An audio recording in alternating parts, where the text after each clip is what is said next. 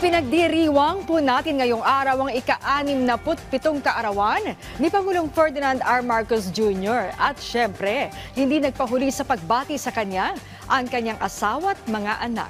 Yan ang ulat ni Kenneth Pasyente.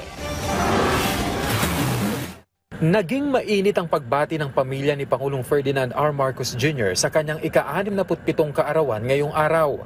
Sweet na sweet ang mensahe ni First Lady Luis Araneta Marcos sa Pangulo sa kanyang social media na inilarawan ng mister bilang sweetest and kindest soul na taong kanyang nakilala. Proud daw siya rito dahil sa kabila ng kanyang accomplishments na natili ang kababaang loob nito, gaya ng una niya itong nakilala.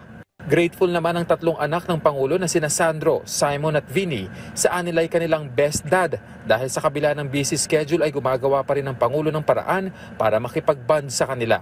Pero ang gulo talaga ng schedule niya, so sometimes he'll just call us and say, hey, do you want to, you want to have dinner today or do you want to have lunch? Like wherever he can fit it in.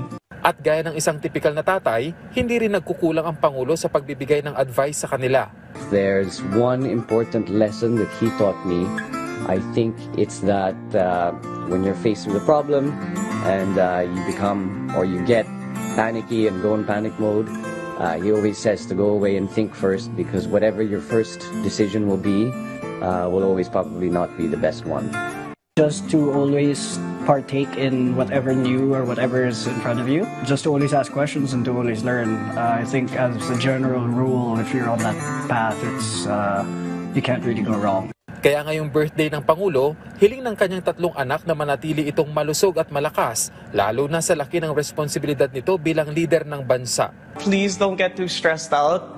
Try and find some free time to go camping camping might be hard now, but yeah, just wish he had more free time. My biggest wish for my dad in general is just that he stays himself and he stays the awesome guy, the awesome, cool, amazing parent that he's always been. Bob, happy birthday. We all love you so much, and I hope you know we always will be behind you 100%. Love you. Ipinanganak si Pangulong Marcos Jr. noong September 13, 1957 sa Batac, Ilocos Norte. Kenneth Pasyente para sa Pambansang TV sa Bagong Pilipinas.